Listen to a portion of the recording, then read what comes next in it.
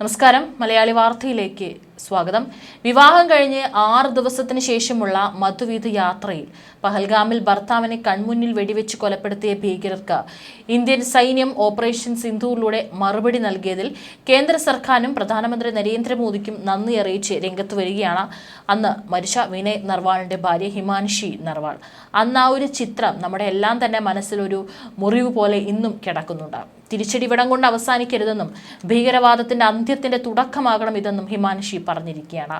തന്റെ ഭർത്താവ് ഡിഫൻസിൽ ചേർന്നത് നിരപരാധികളുടെ ജീവൻ സംരക്ഷിക്കാനും സമാധാനം കാക്കാനുമാണ്. തീവ്രവാദത്തെ പൂർണ്ണമായി ഇല്ലാതാക്കാനുള്ള ഒരു തുടക്കമായി പ്രത്യാക്രമണം മാറണമെന്നും അദ്ദേഹത്തിന് വേണ്ടി താൻ ആഗ്രഹിക്കുന്നുവെന്നും ഹിമാൻഷി നർവാൾ പറഞ്ഞു. വാർത്താ ഏജൻസിയായ PTAയോട് അനുവദിച്ച അഭിമുഖത്തിലായിരുന്നു ഹിമാൻഷിയുടെ പ്രതികരണം. പഹൽഗാം ഭീകരാക്രമണത്തിലെ കണ്ണീർ കാഴ്ചയായിരുന്നു ഹിമാൻഷി നർവാൾ എന്ന യുവതിയുടെ ആ ചിത്രം. വിവാഹം കഴിഞ്ഞ് 6ാം നാൾ മധുവിധ ആഘോഷിക്കാൻ കശ്മീരിലെത്തിയതായിരുന്നു ഹിമാൻഷിയും ഭർത്താവും നേവി ഓഫീസറുമായ ലഫ്റ്റനന്റ് വിനയ് നർവാളും. മനോഹരമായ ഓർമ്മകളുമായി തിരിച്ചു പോകേണ്ടിയിരുന്ന ഇവരെ കാത്തിരുന്നത് വലിയ ദുരന്തമായിരുന്നു. പഹൽഗാമിൽ വിനോദസഞ്ചാരികളെ നോട്ടമിട്ട് ഭീകരർ നടത്തിയ നരനായാട്ടിൽ വിനയ് നർവാളും വെടിയേറ്റ് വീണു. വിനയുടെ മൃതദേഹത്തിനരികിൽ കണ്ണീരോടെ ഇരിക്കുന്ന ഹിമാൻഷിയുടെ ചിത്രം പഹൽഗാം ആക്രമണത്തിന്റെ മുഖചിത്രമായി. പഹൽഗാം കൂട്ടക്കുരുതിക്ക് പകരമായി പാക് ഭീകര കേന്ദ്രങ്ങളെ ലക്ഷ്യമിട്ട് ഓപ്പറേഷൻ സിന്ദൂർ നടത്തിയ സൈന്യത്തിനും സർക്കാരിനും നന്ദി പറഞ്ഞ് രംഗത്ത് വന്നിരിക്കുകയാണ് ഹിമാൻഷി. ഭീകരവാദത്തിന് സർക്കാർ നൽകിയിരിക്കുന്നത് ശക്തമായ സന്ദേശമാണെന്നും ഇത് ഇവിടം കൊണ്ട് അവസാനിപ്പിക്കരുതെന്നും ഹിമാൻഷി പറഞ്ഞു. ആ വാക്കുകളുടെ മൂർച്ച ഇന്നലെ തറച്ചത് ഈ ഭീകരവാദികളുടെ നെഞ്ചിൽ തന്നെയാണ്. തങ്ങൾ 26 കുടുംബങ്ങൾ അനുഭവിക്കുന്ന വേദന പറഞ്ഞറിയിക്കാൻ സാധിക്കില്ല. വിനയുടെയും അദ്ദേഹത്തോടൊപ്പം കൊല്ലപ്പെട്ടവരുടെയും കുറവ് ഒരിക്കലും നികത്താനാകില്ല. എന്നാൽ ഭീകരവാദികളോട് കണക്ക് പറഞ്ഞേ മതിയാകൂ. തിരിച്ചടിയിൽ അതിയായ സംതൃപ്തിയുണ്ടെന്നും ഹിമാൻഷി പറയുന്നു. ആക്രമിക്കപ്പെടുന്നതിന് തൊട്ടു മുൻപ് ഭീകരവാദികൾ തന്നോട് പറഞ്ഞ വാക്കുകളും ഹിമാൻഷി കഴിഞ്ഞ ദിവസം ഓർത്തെടുത്തു. വിവാഹം കഴിഞ്ഞ 6 ദിനങ്ങൾ മാത്രമേ ആയിട്ടുള്ളൂ. തങ്ങളെ വെറുതെ വിടണമെന്ന് ദയ കാണിക്കണമെന്നും ആ ഭീകരവാദികളോട് യാചിച്ചു. എന്നാൽ അവരുടെ മറുപടി ഇങ്ങനെയായിരുന്നു: പോയി മോദിയോട് ചോദിക്കുന്നത്. അതെ, ഞങ്ങൾ ചോദിച്ചു. അതോടെ അവർക്ക് കൃത്യമായ മറുപടിയും ഇന്നലെ ലഭിച്ചു കഴിഞ്ഞു, ഹിമാൻഷി കൂട്ടിച്ചേർത്തു.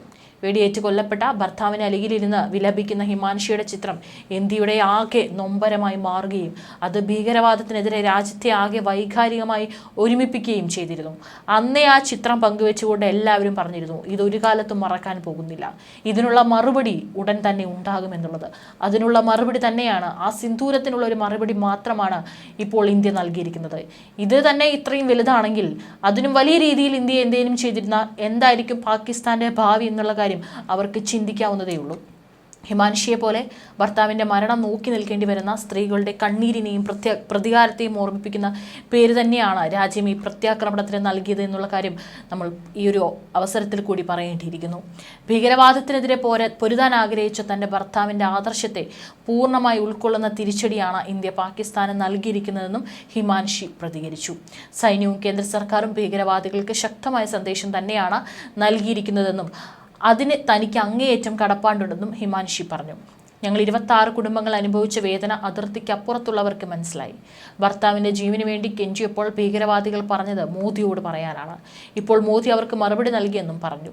പഹൽഗാമിലെ കൂട്ടക്കുരുതി നടന്ന 15 ദിവസം പിന്നിടുമ്പോഴാണ് പാകിസ്ഥാനിലെ ഭീകര കേന്ദ്രങ്ങളെ ഇന്ത്യൻ സേനകൾ സംയുക്തമായി തകർത്തത്. ഓപ്പറേഷൻ സിന്ദൂർ എന്ന ദൗത്യത്തിലൂടെ പാകിസ്ഥാനിലെ സാധാരണക്കാരെയോ പാക് സൈനിക കേന്ദ്രങ്ങളെയോ ഉന്നം വയ്ക്കാതെ ഭീകരരെ അവരുടെ താവളങ്ങളിൽ വെച്ച് തീർക്കുകയെന്ന ഇന്ത്യയുടെ തീരുമാനമാണ് ഓപ്പറേഷൻ സിന്ദൂറിലൂടെ നടപ്പിലാക്കിയത്. പാകിസ്ഥാനിലെയും പാക് അധീന കശ്മീരിലുമുള്ള മുസാഫറാബാദ്, കോട്ട്ലി, ബഹാവൽപൂർ, മുരിദ്കെ, റവാലക്കോട്ട്, ഭീംബർ, ചക്സ്വാരി തുടങ്ങിയ സ്ഥലങ്ങളിലായിരുന്നു ഇന്ത്യയുടെ സൈനികാക്രമണം. ജയ്ഷെ മുഹമ്മദിന്റെ ആസ്ഥാനമായ ബഹാവൽപൂരിലെ മർക്കസ് സുബ്ഹാനള്ള ക്യാമ്പസും മറ്റുള്ള ഭീകര കേന്ദ്രങ്ങളൊക്കെ തന്നെ ഇന്ത്യയുടെ ഓപ്പറേഷൻ സിന്ദൂറിലൂടെ ചാരമായി. 25 മിനിറ്റ് മാത്രം മതിയായിരുന്നു. ആ 25 മിനിറ്റോളം നീണ്ടുനിന്ന ആക്രമണത്തിൽ സ്കാൽപ് മിസൈലുകളും ഹാമർ ബോംബുകളും ഭീകര കേന്ദ്രങ്ങൾക്കെതിരെ പ്രയോഗിച്ചു.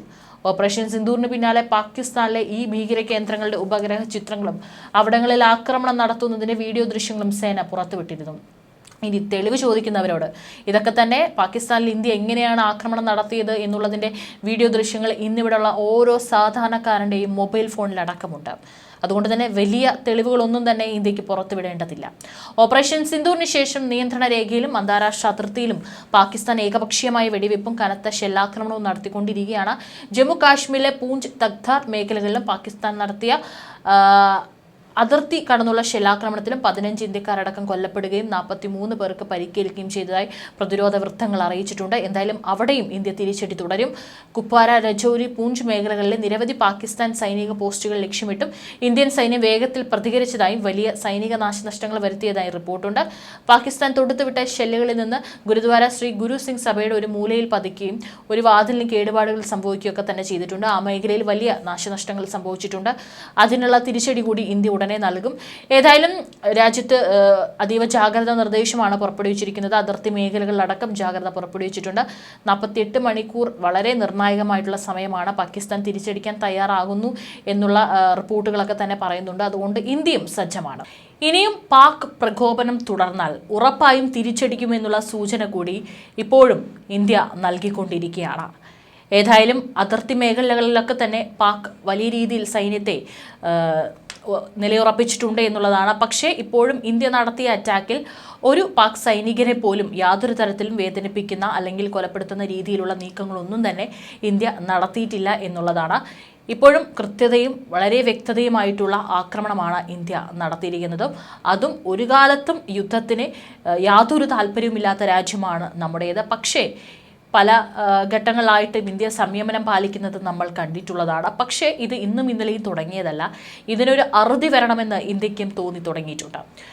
26 പേരുടെ നിഷ്കളങ്കരായ 26 ആളുകളുടെ ജീവൻ എടുത്തതിനെ എന്തായാലും ഇന്ത്യ തിരിച്ചടി നൽകാതിരിക്കുമെന്നുള്ള കാര്യത്തിൽ യാതൊരു സംശയവും ഉണ്ടായിരുന്നില്ല. അതുതന്നെയാണ് ഇന്നലെ കണ്ടത്. അതിൻ്റെ പേര് പോലും തിരഞ്ഞെടുത്തതിൽ ഇന്ത്യ കാണിച്ചിട്ടുള്ള ആ ഒരു കൃത്യത അത് നമ്മൾ കാണാതെ പോകരുത്. ഏതായാലും ഇന്നലെ ഓരോ ഇന്ത്യക്കാരനും ഏറെ സന്തോഷം നിറഞ്ഞ ഒരു ദിവസം തന്നെയായിരുന്നു.